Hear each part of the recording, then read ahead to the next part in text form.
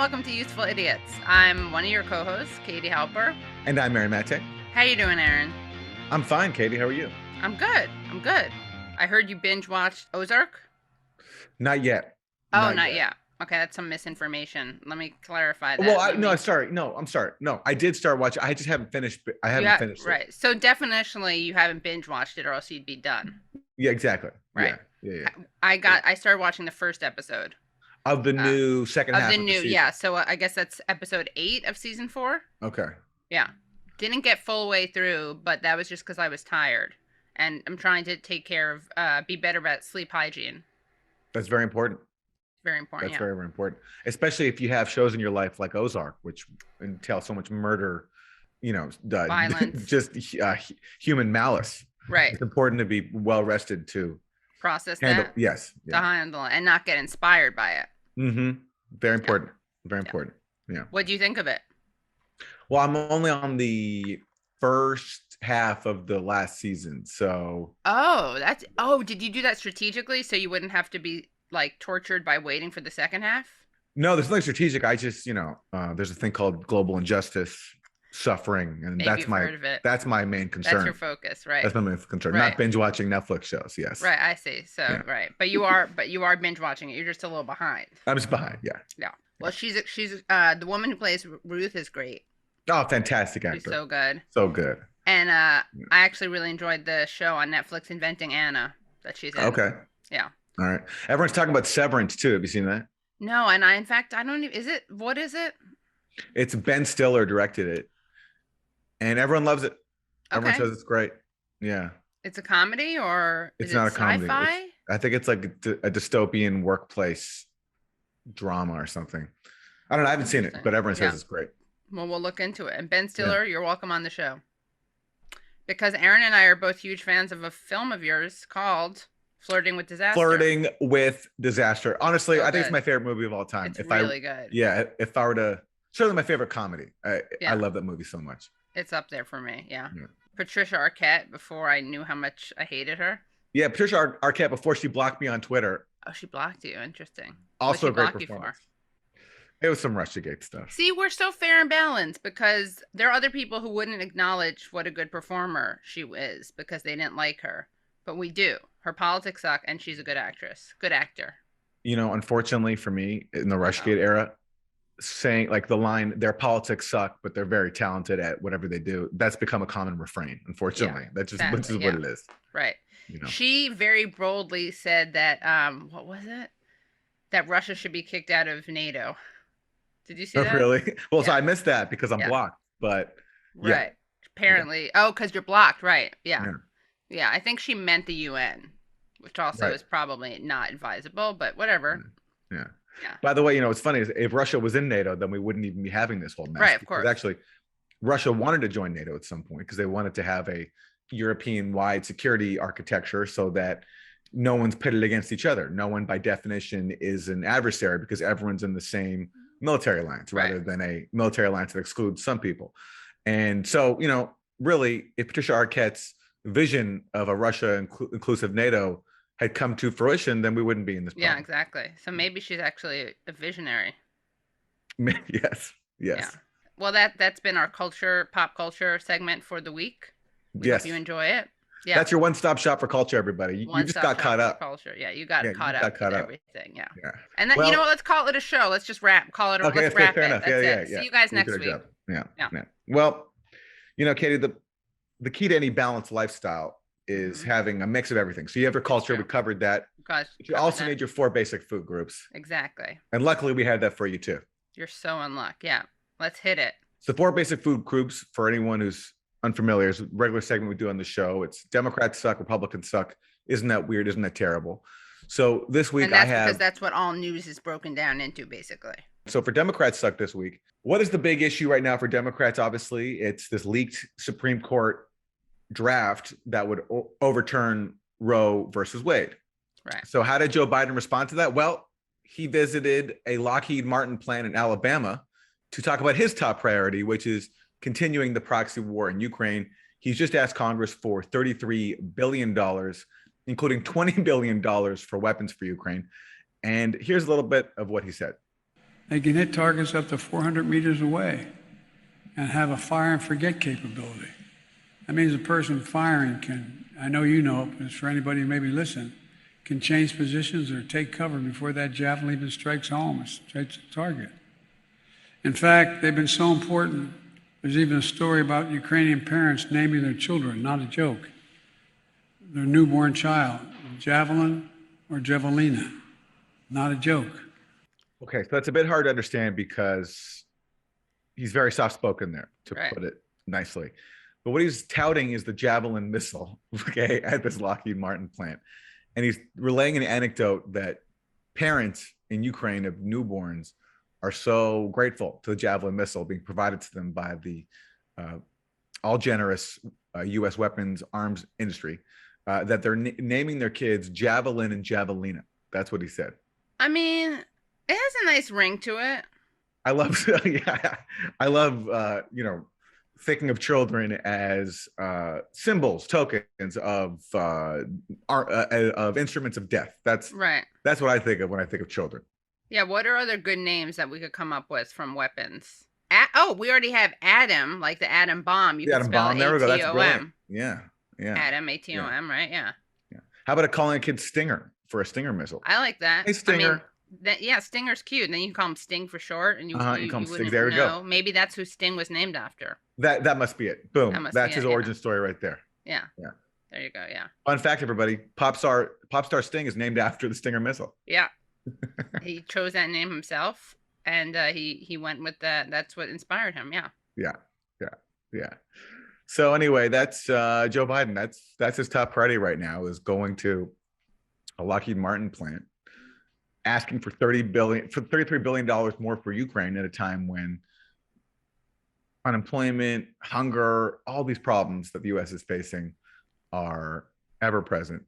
And this is his priority, and relaying anecdotes about Ukrainians naming their kids after U.S. weapons. Very touching. Well, the good news is that now with Roe v. Wade basically under threat of being overturned, and it will be overturned shortly, barring some major unexpected changes. The good news is you may not be able to terminate a pregnancy, but now you have some cool names that you can choose from, like Javelin and Javelina, if you want to be in solidarity with the people of Ukraine. So it's always a silver lining. And a very creative solution to the new problems created by the Supreme Court. Right. Sting. Again, Stinger. Stingers. Guys, let us know on Twitter. Use the hashtag UsefulIdiotsPod, and let us know some other weapons-inspired names that you think would be good. And we'll read them next week.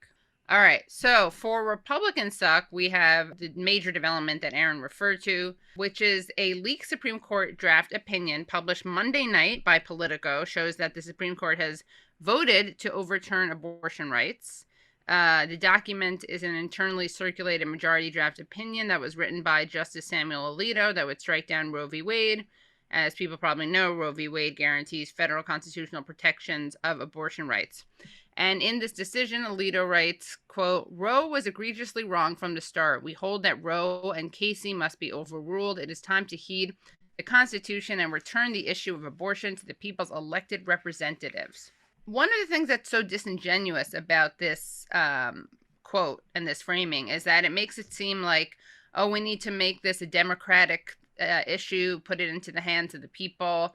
The thing is, though, that this is minoritarian rule. This is a Supreme Court deciding the fate of countless people and overruling, actually, majority will, popular will, because the right to abortion is actually overwhelmingly supported by people. You never know that because the loudest voices in the room are these crazy fundamentalists, and they do things like play with take out plastic fetuses and do all that stuff and kill doctors, harass women who are getting abortions. But the truth is, again, the right to an abortion is overwhelmingly supported by the American people. So this is just an ideological dictatorship hiding as popular will. And they're also full of shit because Kavanaugh was saying it was decided, it was precedent. All these people who pretended during their confirmation process to never, that they wouldn't overturn Roe are doing this. And Alito also is a coward. He wouldn't say what his thoughts on Roe were. They're a bunch of cowards, and they're a bunch of ideologues pretending to be fair and balanced, neutral interpreters of the Constitution and the law. But they're ideologues, and there should be term limits for them.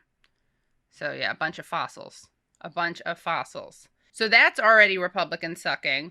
But then I want to highlight a special Republican who sucked on this issue, Matt Gaetz.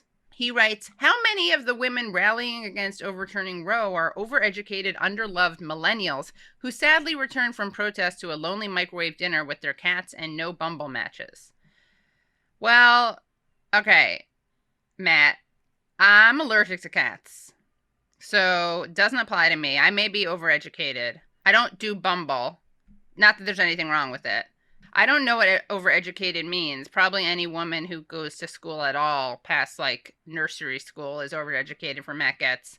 But this to me just reveals how personalized, it's real projection. That's what we're seeing here. And clearly all of Matt Gaetz's politics are based on his own insecurities. I don't want to come off as a size queen or be ableist or anything, but I can't help but think that there's some penis size insecurity that shapes his politics, hatred of women, issues with his mom, issues with other women in his life. I guess I want to thank Matt for kind of opening up about how personalized his politics are, how he's dealing with a lot of darkness and sadness. And I kind of consider this, although on the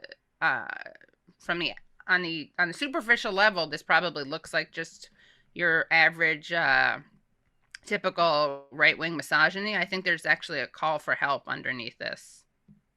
This is where the healing could begin for Matt. Absolutely. If you feel compelled to broadcast so much bitterness and anger towards women, obviously you're asking subconsciously for help. Because why else would you want to air such a hateful message? It's just so spiteful. And especially if you're an elected official. Yeah. I mean, have some sense, have some dignity. Yeah. But also go talk to someone about your own online dating tragedies. Yeah. That clearly shaped the way you view politics. Sure. And I'm sorry that people didn't write you back on Bumble. Or didn't write you, because I guess Bumble's the one where women take the initiative first. So, which he must hate. He's probably so triggered by that. I wonder what his dating online profile would say. Anyway, that's another thing that viewers of the show, listeners of the show, let us know. Hashtag UsefulIdiotspod, what you think. But underloved millennials. Does he know that women of other ages besides millennials care about this issue? Yeah, it's true. Why is he singling out millennials? He must have, as you say, he must have had some. Yeah, he's been rejected by them. Yeah. I just keep thinking that, there's a Tupac song that really explains our entire world right now, the two top issues in the US, at least right now. First, he says in Keep Your Head Up, he says, they got money for war, but can't feed the poor. We've quoted that line before in the show. But he also says in that song, he says, and since a man can't make one, he has no right to tell a woman when and where to create one. Wow. Yeah. Remember that, Matt. I wonder if he likes Tupac. He probably does. He probably would deny it, though. Yeah. That's a stark case of Republican suck, as it always is. They never cease to suck. Yeah.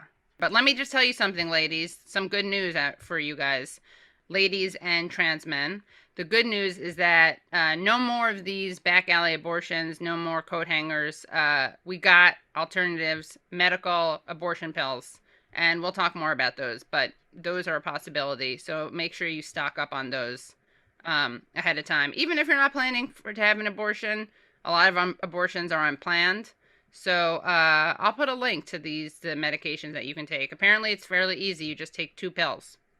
All right. So for Isn't That Weird, we have a medical procedure that is coming into vogue for, especially among men. It's very, very, very, very relevant to me. And it's a headline from BuzzFeed News, which says he was 5'7". After surgery, he'll be 5'10". Originally designed to correct mismatched length in legs, limb lengthening surgery has become more popular for men looking to permanently increase their height. When I first met Scott, not his real name, in early March, he was gently pushing a walker ahead of him. I had gotten lost trying to find the door to his apartment, so he had to come find me. Leaning against the door frame in a fitted t-shirt and shorts, he waved me over and then steadied himself. On a picture-perfect Los Angeles day like this one, had the circumstances been different, we probably would have met outside and enjoyed the sunshine. But he's still getting used to his new legs. A few weeks earlier, Scott had what he calls life-altering surgery. He underwent a procedure that will make him permanently taller. There are no concrete numbers on how many people are having this procedure, but Scott is among the men who, frustrated by how they're treated because of their height, sought out a surgeon who could permanently lengthen his legs. Before the $75,000 procedure he had in January, he was about 5'7". By the time he's done lengthening, a weeks-long process after the surgery, he will be 5'10", about an inch taller than the average American man. Well, listen, this is a very relevant article for me because I happen to be on the short side as well. And Wilson, I don't know, did you see me tweet about this article itself before you picked it, or is that just coincidence? I did not. I didn't know you tweeted this. And this is what I said in response to this article when it came out. If anybody can spot me $75,000, I'll pay you back in spades if this procedure helps me become global supreme emperor. Consider it. And, you know, what I mean there is, like, you know, every short guy has this fantasy of what life could be like if they were just a little bit taller. I mean, that's that Skilo song. I wish I was a little bit taller. I wish I was a baller. Remember that song? And so my joke forever for, you know, with my family and friends has always been like, you know, if I was like taller, I wouldn't even be hanging out with you guys right now. I'd probably be like president or global supreme emperor. Right. You know, so that was so, but that's like, no doubt any man in a similar situation who saw this article, I'm sure had similar thoughts. So I know for some people, this procedure sounds very, very weird, and it is weird, but at the same time, it sounds kind of awesome too, to me. Would you do that surgery? What if you fund your like fundraiser call is successful? Then what? If I could be 3 inches taller, I absolutely would do it. But spending $75,000, you know, when you think about what else could be done with that money, it's pretty selfish, I think. You know, it just it doesn't seem it seems tacky. Right. But I get it. I'm not judging anyone who's done it. Who knows? Maybe one day I'll be in a position to do it. Who knows? But no, as of no. And I also believe you have to, you know, there's some peace in accepting how God made you, you know? Right. Of course. Yeah. You know, you have a great life. Imagine if you had changed it. You'd be supreme emperor, but yeah, in this anti-short king world, right? You know, even a 5'7" short king will feel short, right? Because of shortophobia. Yes. Well, for isn't that terrible? We have a story about you never believe it, but apparently Amazon is making a decision that isn't good for workers. So Amazon workers won't get paid for COVID leave anymore. Amazon is cutting paid time off for frontline U.S. workers who test positive for COVID-19. All U.S.-based Amazon workers who test positive for COVID-19 will now get up to 5 days of excused unpaid leave. They are changing their policy, and obviously this will be bad for not only workers with COVID, but workers in general, people in general, because people are going to be spreading COVID more than they would have been under the previous rules. Also, workers waiting for COVID tests results will no longer have time off excused since rapid tests are now widely available. Of course, we know that rapid tests are not as reliable as the PCR tests. This is not surprising, but it's still terrible, I would say. Well, I'm sure what's his name, Jay Carney, the former White House press secretary under Obama, will have a great explanation for why this is totally fine. Yeah, somehow it's going to be. Somehow they're the ones who are believing in science. I'm not sure how it works, but somehow he, as a Democrat, is pro-science. Yeah. But when Republicans make decisions like this, they're anti-science. Don't know how it works, but somehow it comes out to be that way. Yeah. And speaking of Amazon, Chris Smalls, the labor organizer who won Amazon's first union effort, He's now meeting with Bernie Sanders, with AOC. He's even been invited to the White House, apparently. So, he's making moves, and he's doing something that this country really needs. And so, I don't know, shout out to him. Yeah, seriously. Got to get him on the show. So this week we have a great guest. Manar Adley is the founder and editor of MintPress News, which is a news outlet that focuses primarily on U.S. foreign policy. There's very critical journalism of U.S. policy around the world, from the Middle East to Ukraine.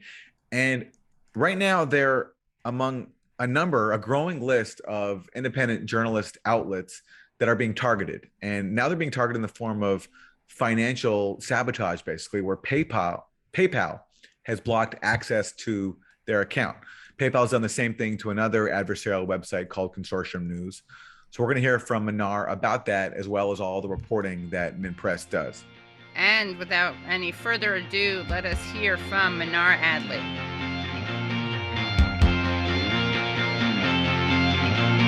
So thank you so much for joining us. I want to know how you learned about what PayPal did to MintPress, and if you could just talk about what they did and also how you found out about it. Well, I was contacted by PayPal via email. I received an email last week, basically telling me that my PayPal account, I basically could not use our PayPal account anymore, and PayPal is no longer offering their services to myself or to MintPress. And the only reason given was this one line vaguely stating that our account poses risk and therefore they are permanently banning us, and that any funds that we have in our PayPal balance would be held for about 180 days. And after the 180 days, they would decide at that point if that money would be returned to myself and MintPress. Unless, of course, part of that investigation, any funds that would go towards that investigation, they would pull out of our balance. So it definitely sounded like they were about to steal our money. So they were going to charge you for whatever funds that they used to investigate you. Yeah, that's right. And also Alan McLeod was targeted, right? MintPress journalist Alan McLeod. Yeah, for MintPress, it was myself, the MintPress business account, Alan McLeod, and from my understanding, other independent media outlets and journalists like Censorship News and Caleb Maupin were also targeted. And this sort of seizure and banning by PayPal, I believe, is blatant censorship of dissenting journalists and outlets who have unapologetically worked as watchdog journalism outlets to expose the profiteers of the permanent war states. If we look at PayPal, we're not the first that have been targeted by this campaign. We live in an intellectual no-fly zone right now, where online censorship has become the norm of dissenting journalism. But the blueprint of this was actually created in 2011, I believe, when WikiLeaks and Assange were targeted by PayPal to ban them from receiving any sort of funds or donations to their outlet. And there's no question that that was a direct order from the US government and possibly from the Department of Homeland Security. And if you remember, in 2012, an EU parliamentary resolution criticized providers like PayPal for this arbitrary economic censorship. So there's no question that those who have been exposing the profiteers and the agendas of the permanent war state, from the wars in Iraq, Afghanistan, Libya, Somalia, Sudan, to Israel's occupation of Palestine and Saudi Arabia's genocidal war in Yemen, which is the kind of coverage that we provide. And we also work to expose the regime change operations in Syria, Ukraine, and Venezuela, and how weapons flows to these nations have plunged them into devastating civil wars. And so there's no question that PayPal is working hand in hand with the US government, with the national security state, with the military industrial complex to target dissent. And if you look at PayPal themselves, they're actually a partner of the Anti-Defamation League, the ADL, which is an anti-dissenting organization that purports that it is fighting anti-Semitism, when in fact it is a purveyor of racism and targets Palestinians. And anybody who really questions, mainstream corporate war narratives. I mean, they famously went after Ilhan Omar, but they also are responsible. They also work with YouTube. They're also responsible for these big tech giants, including PayPal, for preventing Palestinian Americans from accessing their own money on these accounts. So we're certainly not the first, but this definitely sets a dangerous precedent for independent dissenting journalism. They also, by the way, the ADL, the Anti-Defamation League, which really, as you said, has nothing to do with defamation. They went after, they tweeted, their president tweeted something critical of Matt Taibbi because Taibbi wrote an article about Josh Gottheimer, which mentioned the fraternity he belonged to at Harvard. And Matt didn't even know. It happens to be a Jewish fraternity. But the point is, it's a fraternity with a lot of powerful people in it. Totally unrelated to the fact that it's Jewish, but it just totally weaponizes anti-Semitism to, and actually I would say really aids anti-Semitism in a way, because it trivializes it to such an extent that when there is actual anti-Semitism, it's taken less seriously, and it's not focused on, because there's so many kind of garbage allegations of anti-Semitism describing things that are not anti-Semitism. Absolutely. I mean, the weaponization of anti-Semitism has prevented any sort of real critical dialogue of the state of Israel and its apartheid policies against Palestinians and its oppression of Palestinians, its occupation of Palestinian land, its theft of Palestinian land. I mean, look at what happened last year in May during Israel's onslaught of Gaza that left 70,000 people homeless after it leveled all of Gaza. I mean, the amount of bombs that it had dropped leveled out all of these buildings in Gaza, targeted residential homes, and and Israel targeted buildings housing journalists. And we weren't even allowed to talk about that because they weaponized anti-Semitism, any sort of criticism of Israel and its permanent war state and its genocidal policies will result in anyone being accused of being anti-Semitic or anti-Israel, whatever that means, while Palestinians continue to suffer under that regime. Right. So also, I just wanted to put in that you are totally correct in what you said about PayPal and WikiLeaks. And Branko Marcetic has a great article in Jacobin about what happened to MintPress and Consortium News, in which he calls out not only what PayPal did, but the total silence among corporate media, mainstream media, establishment media, legacy media when it comes to covering this, even though it should be a huge story. He links to an article from 2010 about how PayPal said it stopped WikiLeaks payments on U.S. letter. PayPal has said that its decision to stop people from using its service to make donations to WikiLeaks was made after a letter from the U.S. government. A vice president at the online payments firm said the State Department had said that the activities of the website were illegal in the U.S., and PayPal suspended payments to WikiLeaks, and has been followed by Visa Europe and MasterCard. Amazon and Swiss bank Post Finance have also cut ties with WikiLeaks. This is kind of crazy. The PayPal's vice president, Osama Bedier, told a conference that the company's acceptable use policy group had decided to suspend WikiLeaks' account after the State Department sent a letter on 27 November, adding that it was a straightforward decision. Pretty amazing that they just admitted that part out loud.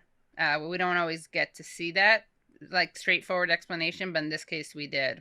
But there's some good news, right? Aren't they giving you back the money in the account, or?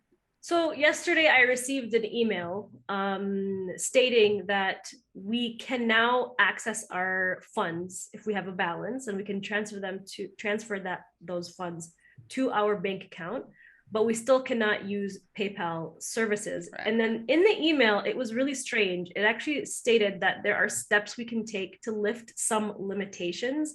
No steps were provided. We don't even know what that means. I tried logging in today to our PayPal account, and we still have the same big message appearing on the screen, which is you can no longer use PayPal permanently. So, maybe it's a little bit of good news that we can finally get our, any access to our own money, but it appears we still are banned from PayPal. And again, they haven't told you why they've imposed this ban, right? I mean, they just gave us that one-liner, which is your account poses risk. What does that even mean? We don't even know what that means. You know where this is going? I wouldn't be surprised if, I don't know, in like a year or two, 10 years, we'll get to a point where, say, like someone will be listening to a podcast like this where, Minar's talking about, U.S. crimes from Syria to Ukraine, wherever. And all of a sudden, someone listening to the podcast will get a message being like, your bank account's been depleted because we've matched your podcast content to risky Right. thoughts. So sorry, you've lost your bank account. I know. It's like obviously I'm exaggerating, but it's like, this is where it's just insane how normalized this has become. And what your response, Minar, to, Katie mentioned this, the lack of corporate media interest in what's happening to you right now. Everyone's sort of just greeting this with a shrug. But yeah, like, sure, let's just freeze independent news sites funding because we can. I mean, why would they care? I mean, we're talking about the corporate mainstream media that acts as stenographers, as public relations for the permanent war state, who are constantly pushing a war agenda. They push, perspectives and statements that are directly manufactured by the State Department and the Pentagon. And so we can't expect any of these corporate media outlets to come to our defense. And I think it's so interesting that while we were being banned by PayPal, the same weekend, there was the correspondence dinner taking place at the White House, where we have figures like Trevor Noah celebrating how we have the fourth estate acting as a watchdog to those in power. That's complete bullshit. The mainstream corporate media acts as stenographers for the permanent war state. And we're seeing that taking place right now as we've entered wartime with the war in Ukraine. There is no critical coverage of US foreign policy or NATO that brought us the Ukraine crisis. There's no critical coverage of how, while we are suffering here in America, people are lacking healthcare, our infrastructure is crumbling, we have a homelessness crisis, we have so many issues, student debt. And the Biden administration, instead of fixing the problems right here at home, is wanting to send billions of dollars of weapons to the Ukrainian military and government.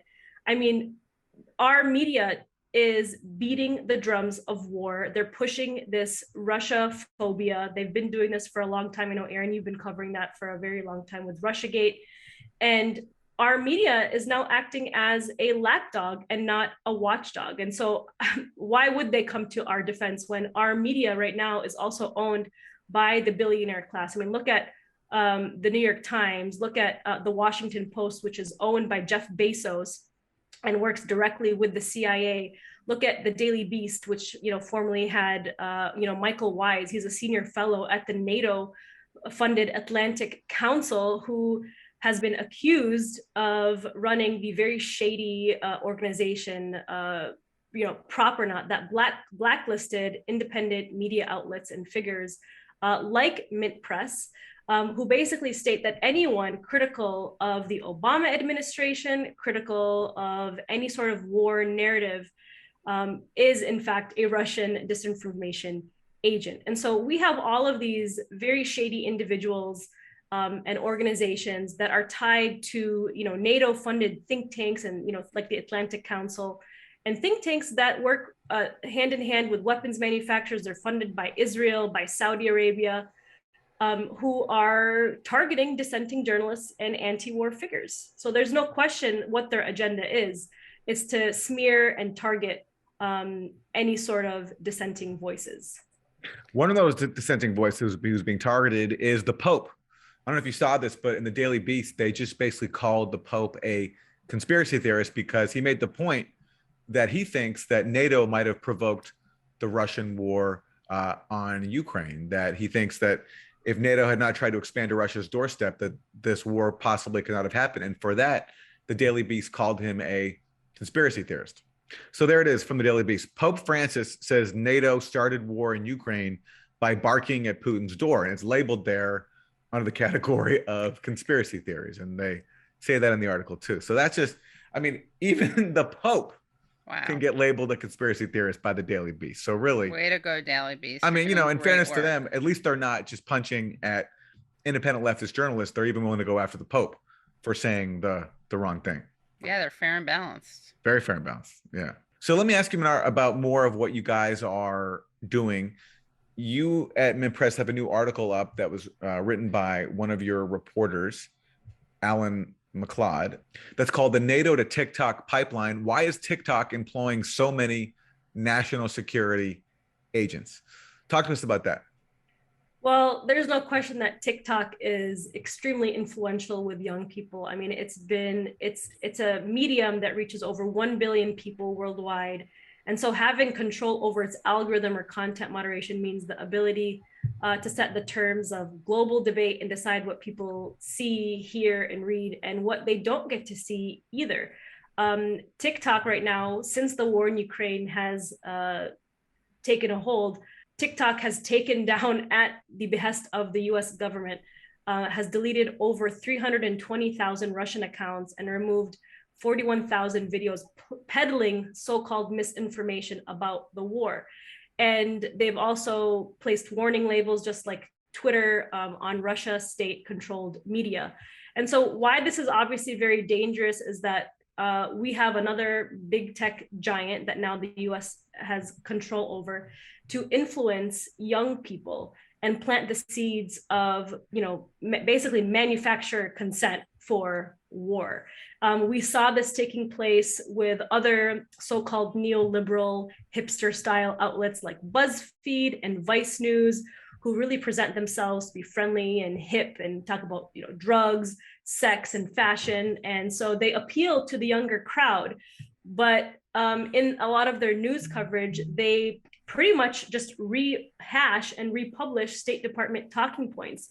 And in many cases, if you look at Vice News, they've actually been found through our coverage and through our investigations to just blatantly republish public relations statements and releases by the Board of Broadcasting Governors. And this is basically an arm of the US government to publish US propaganda. It's basically legalized propaganda that's funded by our US taxpayer money. And so now we have TikTok almost doing the same kind of thing, acting in the interest of the permanent war state of the Biden administration to ensure that young people are supporting an anti-Russian kind of agenda, a pro-war agenda, and to support NATO. And I think that's really, really important to talk about too, is that we're seeing now people on the left promoting NATO.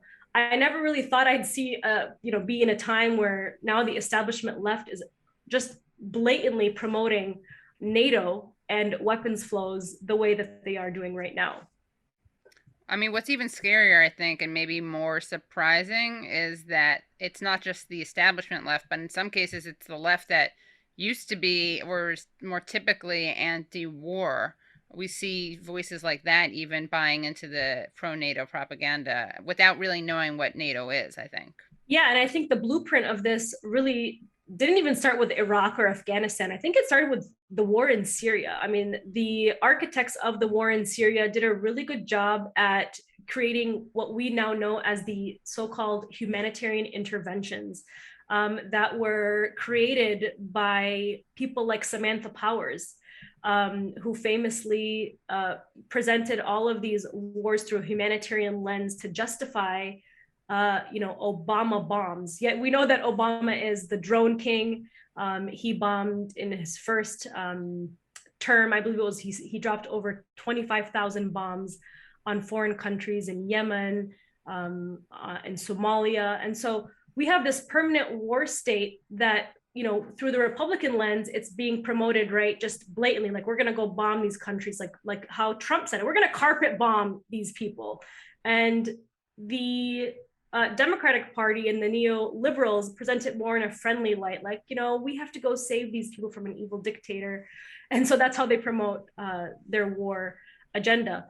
So it is really scary because people who are younger now are starting to promote this pro-NATO agenda. And my son, who's now 12 years old, he's on TikTok. He actually told me, when the war in Ukraine started, he said, "Mom, I'm getting all of these alerts and these videos about Ukraine." He's like, I've been using TikTok for a year. I've never seen any outrage for Israel's ongoing war in Gaza. I've never seen any sort of coverage about the people that are in Iraq or Afghanistan. This is my son because, you know, he hears the things that I talk about. Right. And so at least he's aware because he has me influencing him. But a lot of these kids who only have access to these big tech giants and their parents who probably consume news from the New York Times or the Washington Post, they wouldn't know what the difference between propaganda is and what real information is. And that's really the unfortunate thing. Yeah, MintPress, you guys should do your own prop or not. Well, and we kind of already do that through the fantastic reporting of, you know, Alan McLeod, you know, when he does his investigations. I mean, if we look at TikTok right now, their content policy lead for TikTok Canada, Alexander Corbell, he's also the vice president of the NATO Association of Canada. So it's a NATO-funded organization chaired by former Canadian Minister of Defense, David Collinette. So there's a huge conflict of interest between these big tech giants and the way that they are trying to present or target, I guess you should say, information on their platforms. You mentioned Vice News before. So can I show you guys one of my favorite Vice News clips? Like, there's so many. If you pick any, you know, global South country that's been targeted for regime change by the U.S., Vice News will have done a video advancing the U.S. state line, without exception, I think. Now, doesn't mean all their videos are bad. I've seen some good coverage from Vice News occasionally, but there's so many examples of just really funny propaganda. So I want to show you one of my favorites. This was when, if you remember this a few years ago, there was like this embassy standoff in Washington where after the Trump administration launched its coup attempt in Venezuela, its attempt to install Juan Guaido, it basically forced out the staffers at the Venezuelan embassy. And so the embassy staffers on their way out basically gave the keys to Code Pink and said, and some other activists said, protect the embassy for us. And then that's what these embassy protectors did, protecting it from the coup mongers who the Trump administration wanted to give the building to, right? So there was a standoff. So Vice News comes down and they do this segment where you have like a blockade of like pro-coup Venezuelan activists and their supporters in a standoff with Code Pink. And basically this Vice News segment tries to portray like Code Pink, which, you know, anybody who knows Code Pink, it's led by women, many grandmothers, you know, it's like, it's like, these are not like intimidating people to say the least, or violent people to say the least. It tries to portray them as like, you know, as like them, it's them intimidating the people who are blockading them and actually preventing food from getting in. Activists had to run through to just get food inside the embassy because they were being blockaded. So this is how Vice News reported it at the time. Activists fight their battles through images on social media. The Venezuelans portrayed Code Pink as middle-aged white colonizers.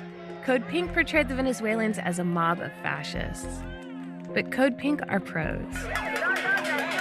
A few days ago, we started noticing these people have been getting information, private information about our lives, and putting it out there as a means of, I guess, scaring us.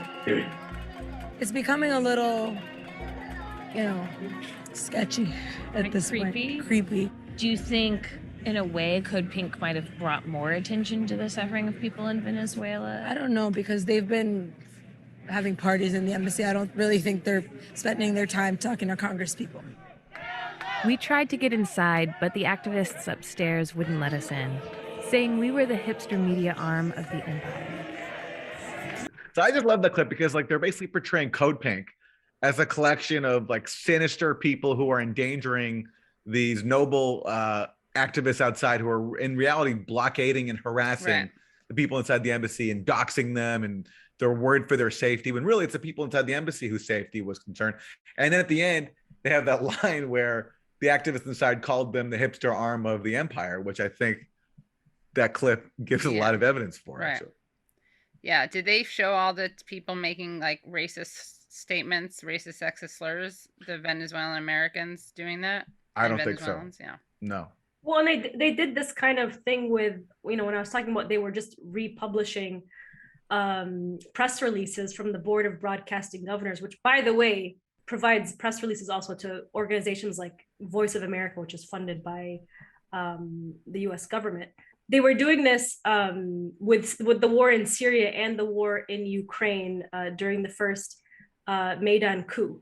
They were promoting like the Obama administration's official narrative on the war in Ukraine and justifying the coup that was taking place there.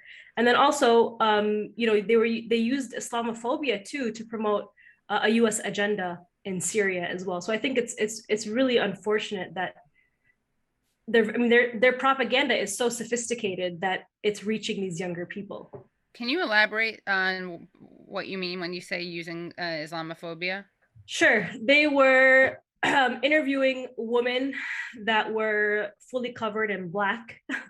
And they do it in a very insidious way. You know, they are kind of showing these women wearing all Black, fully covered, who are being so-called, oppressed, but then also making it appear as if that is how Islam also allows women to be treated within the religion. So while, showing the humanity, I guess, of girls that were being oppressed by Islamist groups like ISIS or Al-Nusra Front, they were also promoting the idea that this was actually the normal way in which Islam treats women, instead of actually going behind the propaganda and looking at that this is a Wahhabi way of life. And I found that to be really irritating when I was watching their coverage of, inside of Syria. Yeah, and that was like a broader thing with Syria, where if you basically were opposed to the U.S. policy of arming an insurgency dominated by al-Nusra, aka Al-Qaeda, you could be called Islamophobic. That's for right. Pointing out that most Syrians actually don't want to live under Al-Qaeda. That was a common trope used, that somehow you're engaging in Islamophobic rhetoric. And actually, and the whole thing really, even this idea that Syria was this like religious war, Sunni versus Shia, was also a complete fiction too, because actually the majority of the Syrian military that was fighting these U.S. armed insurgent death squad, they were Sunni. So that also was a way in which to wage a disastrous, dirty war. They were absolutely pushing the sectarian narrative of the conflict, like so many other media outlets. And the disappointing thing in that is that it kind of portrays Muslims as if they have been fighting, it goes with that narrative that they've been fighting each other for thousands of years. And so it falls into creating that caricature, painting that caricature of Muslims as being backwards or barbaric and violent, when in fact it is our means of overthrowing the democratically elected government in Syria, which is the means of barbaric and backwards. Manar, you are Palestinian American, right? Yes.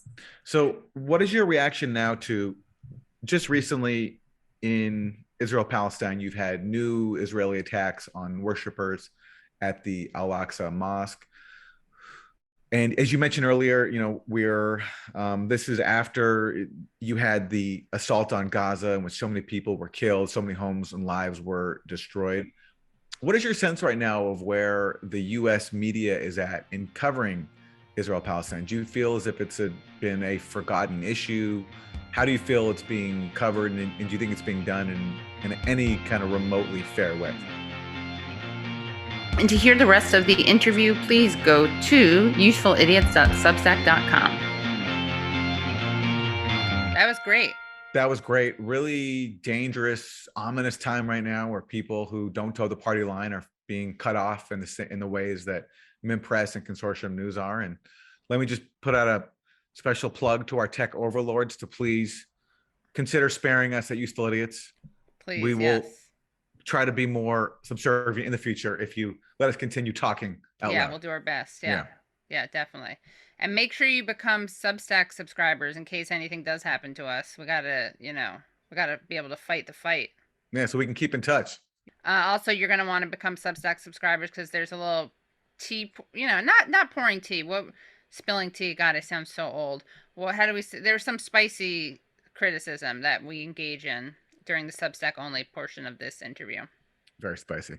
Yeah, very spicy. Yeah, so spicy. My mouth is burning still. Yeah, my eyes are watering. Yeah. Wow. Yeah, so spicy. Yeah, and of course you can do that at usefulidiots.substack.com. That was a great show. Thanks, everybody. Thanks, everyone. See you next week. Hello, thank you so much for listening to and watching Useful Idiots. For full episodes and extended interviews, please subscribe at usefulidiots.substack.com. You can subscribe on YouTube at youtube.com/usefulidiots for clips, live streams, and full episodes. Also, subscribe to us wherever you find your podcast. Follow us on Twitter at UsefulIdiotPod and use the hashtag UsefulIdiotsPod. Join us Mondays at 10 a.m. for the Useful Idiots Monday Morning Show, where we discuss the Sunday morning news shows so you don't have to watch them.